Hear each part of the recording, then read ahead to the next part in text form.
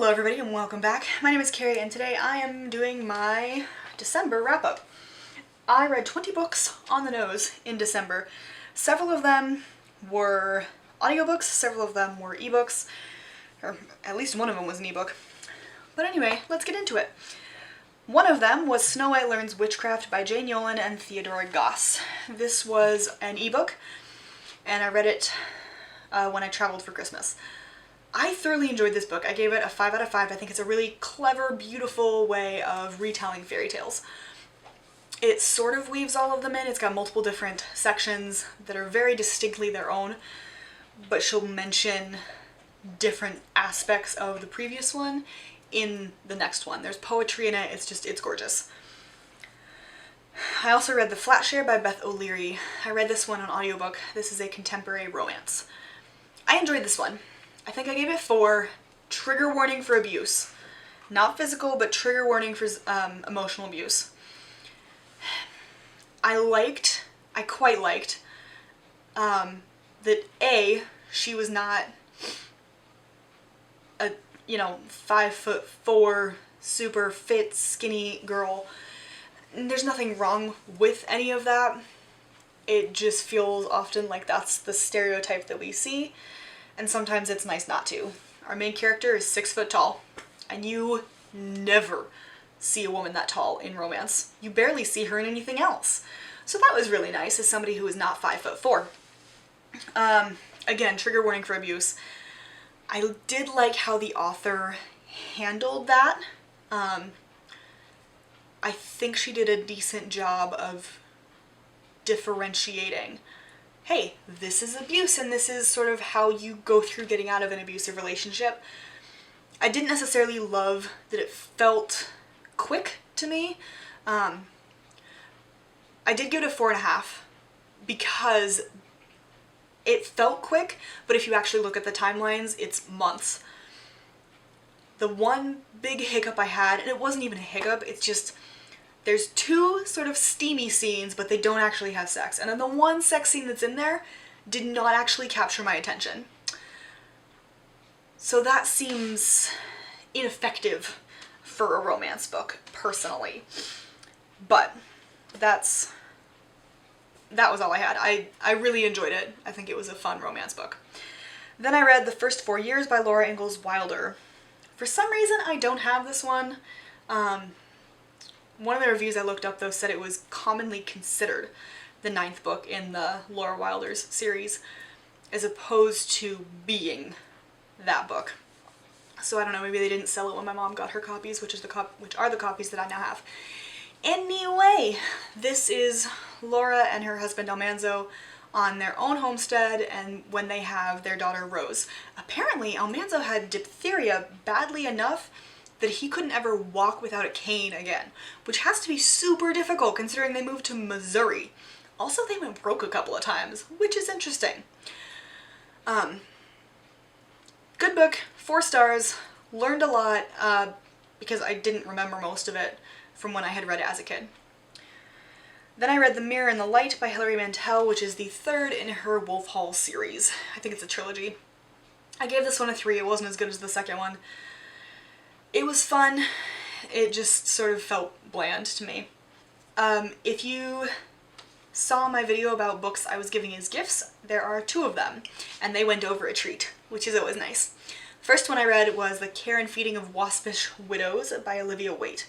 This is a female-female romance set in 1820. I was looking for an adjective. I don't know if it's Regency or Georgian in 1820. It's not my time period. But anyway, it's set in 1820 and there's 2 women and they fall in love. It was super cute. Sex scenes were later on. It's definitely a slow burn. Without spoiling, I will say mild content warning for sex outside of a marriage. But this was a super cute book, slow burn. I loved that the bees are all over in this. I love that there's one heterosexual couple in there. Everybody else is LGBTQ+, and it was really fun to read a story, particularly a historical story, and particularly a romance, that just sort of takes all of that and goes, yeah, sawed off. So if you're looking for a quick, slow burn, female-female romance, highly recommend. Gave it 5 stars. And then the other one is Feasting Wild in Search of the Last Untamed Food by Gina Ray LaCerva. This one I gave to my sister. The romance I gave to my cousin Erica. So the Feasting Wild is about the history of food, specifically hunting and gathering, and how it's changed to today. Because nowadays we go to restaurants and we pay premiums for rare or hand-picked ingredients like truffles. I've never had a truffle. I'm not entirely sure how I feel about it. But that's changed quite a bit over the years. It used to be that you went out and got your own food because, you know, you died if you didn't. So I thought that was a really interesting look into food. I gave it 4.5. 4 or 4.5, just because it was a little bit disjointed sometimes. And that kind of threw me. And I did wish she would talk more about the history of it sometimes as opposed to her experiences. But still a really enjoyable book, and I think my sister will really like it. And I read The Dragonette Prophecy by Tweety Sutherland, which is a middle grade fantasy about dragons. That's really all I needed to know. One of the kids got that book for Christmas on the way back in graphic novel form, which is always cool. So yeah, it was a fun book. I think I gave it 3 stars because, again, fun, not super life-altering. Alright, make sure that's all of the audio... Oh, nope. I also read Talking to Strangers by Malcolm Gladwell. This is basically humans are absolute shit at body language and actually deciphering what other people mean when they're talking, whether it's verbal or nonverbal. It was a fascinating book. I do want to read it in hard physical copy, because as I've said in many, many videos, I get more out of it that way. But I definitely gave that one a 5 out of 5. Alright, so now we go to the physical books. These are in, well, I think they're in backwards order, but anyway. I read this New Year's Eve because I've made it a tradition to read a romance book that night. This is How to Catch a Queen by Alyssa Cole. This is the first in her Runaway Royals series.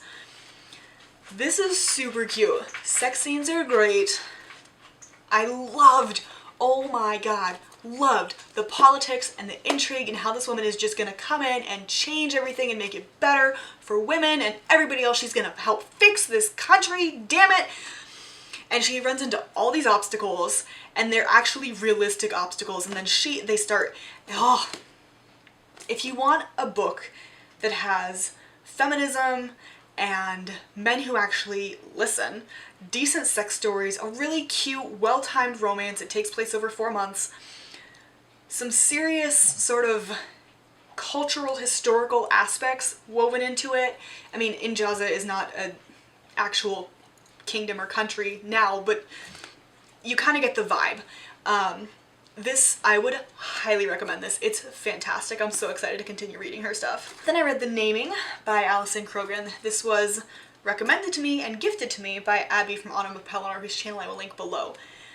This follows a young girl named Merad who was a slave, and let's see. Bound in slavery, she's abandoned all hope until she's discovered by Cadvan, one of the great bards of Lyrigon. She starts to figure out that she's a bard, and goes to school, but there's a lot of politics and intrigue and things that she doesn't understand. It had a very Lord of the Rings-esque feel, in that there is a quest that she and her lovely mentor are going to go on. They come across various different types of people in all sorts of walks of life and locations. And it's definitely the great evil versus the great good, with various people, both lowly and in power, who have been corrupted. So I thought that was really fun, and I'm definitely looking forward to finishing the series. 5 out of 5 if you didn't get that.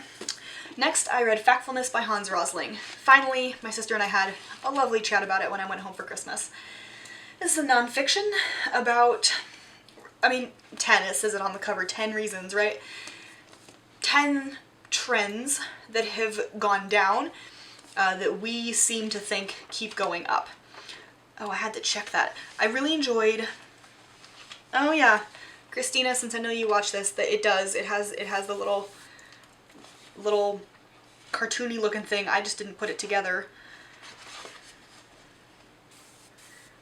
when you were talking about it. Anyway, I enjoyed the graphs. I enjoyed it. I think it does come from a very privileged Western white male perspective. He acknowledges that. He doesn't do anything about it. He doesn't look into what colonialism did. He doesn't look into how it's completely and utterly fucked anybody who's not white for the last 500 years. He just looks at the trends. And while I appreciate the cold cleanliness of logistics, I think you do need to look at colonialism, and I think that he failed to take into account all of those isms that we know. This book was published in 2017, so I think it definitely could have done a better job at that. However, if you're looking for something that's a little bit more hopeful, and you go into it knowing that, even if you don't, I do think it's a good book. I gave it 4 stars because it does tweak your worldview. It makes you look at things differently and realize that statistics can be, and most often are, written up completely skewed. Like I said, I enjoyed it. Just a very white male Western perspective. This series, which was The Feast of Roses by Indu Sundaresan, this follows Nur Jahan, who is the wife of Shah Jahan, stepmother of Shah Jahan, who is the man who married Mumtaz Mahal, who built a tomb for her called the Taj Mahal. I'm coming, babies. Really enjoyed this as well. It follows her from shortly after her marriage to Jahangir, that's his name, up until their deaths. I think the power plays in this are fascinating. I love the richness of the setting and just the atmosphericness, if that's a word, of this book. I think it's brilliant, and I'm very much looking forward to the 3rd one, so I gave it 5. It was a pretty good reading month. I listened to, but I have this copy of, The Christmas Carol. There's a YouTube channel called Townsend's, and he did a live read-along, stave by stave, of Christmas Carol. It took a lot less time than I thought. I don't know why. I've never read this book before. This is by Charles Dickens, in case you didn't know. It is a novella, apparently. I always had it in my head as a novel, but it's not. And it's about Scrooge. He gets visited by 3 Christmas ghosts. I've been wanting to read it. I thought, why not? I'll do a read-along. It was really fun. I enjoyed it. I think I gave it 4 stars, because there were definitely parts I was like, ugh, I'm not huge on that, but I appreciate the message. Again, really fun story. Pretty well written. Alright, these next several are going to be faster because I got 7 minutes left. The Girl Who Drank the Moon by Kelly Barnhill. I gave this a 3 out of 5. It's a fun book. It's not life-changing. It's about a girl who gets fed the moon when she's a baby because there's a witch in the woods, and the town nearby sacrifices a girl to the witch every year. Turns out this is the girl, etc. There's a tiny dragon, there's a swamp monster, and there's obviously the witch. It was interesting. It definitely provokes some good discussion. It's not my favorite. That was super drawn out, but that's not the point. Again, 3 stars. It's a fun story. I think it weaves in some really important topics, but a lot of it feels overshadowed or just sort of random. This next series I threw across the room. I finished Poppy War by reading The Dragon Republic and The Burning God by R.F. Kuang. Yeah, it's a good thing authors are not liable for therapy costs, because, oh my god. So I finished The Dragon Republic, which follows Rin after the events of the Poppy War. Shocker, I know. And then this one concludes the trilogy. Holy mother of fucking hell!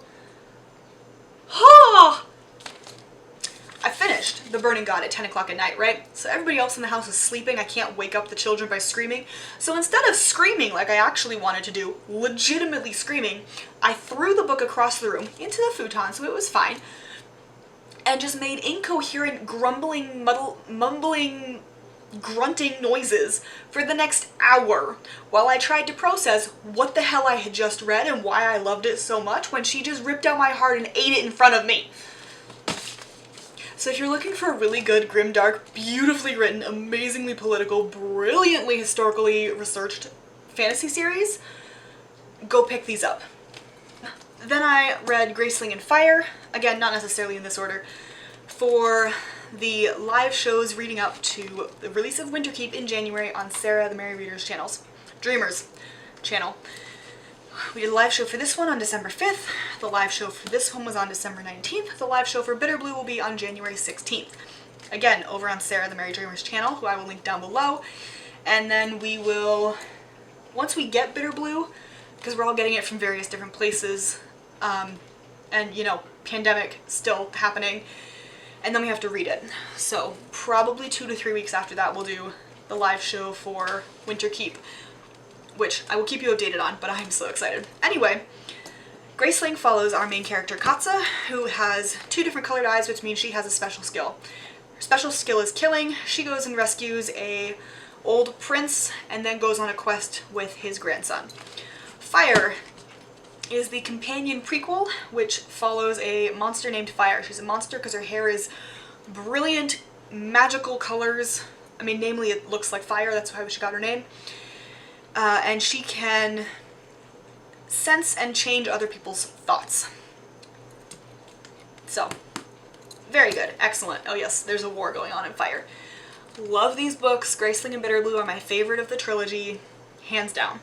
But Fire definitely gets high ratings for me, so 5 and 4.5. Almost there. Happy Golden Years by Laura Ingalls Wilder. This is the 8th book. I know I talked about them out of order, but this is Laura and Almanzo courting, basically, and then they get married. It's really fun. I loved how much she loved his horses and how much she cared for them and wanted to drive them, and how she just kind of fits within the conventions of society, but also goes, yeah, never mind. I'm gonna jump into a moving carriage. I'm gonna put my entire weight on these horses because they need to be broken and they are not listening to me, and I have to stop them to get Almanzo into the carriage. That kind of stuff. It was really fun. 4 stars. And the first one that I read, but the last one I'm mentioning, is Blades of Freedom by Nathan Hale. This is about the Haitian Revolution and the Louisiana Purchase. The big sigh was because it's not my favorite. I think there should have been more about the Haitian Revolution in this. I appreciate that he didn't go into... Basically, he just did the facts. Didn't gloss, didn't bias, none of that, which I think is good because he's white and that would have been weird.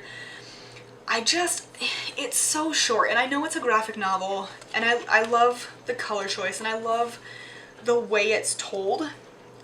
He changes how it's told every time, and I think this one was really fun. I still gave it a 3.5, I think, but I definitely wanted more in this about how, that's what it was, how the Haitian Revolution and the Louisiana Purchase went together. I think the manner in which this was told, while fun, would have been better for a different book. I think these two, because they should have been more entwined, felt very disjointed because of the manner in which it was told. Again, still fun though. Those are the 20 books I read in December. God only knows how, although I did read, I want to say I read 10 of them in about 2 weeks before Christmas, because I had several deadlines I had to meet. Anyway, those are the books. Hope you enjoyed. Let me know what you think down in the comments below, and I'll see you next video. Bye!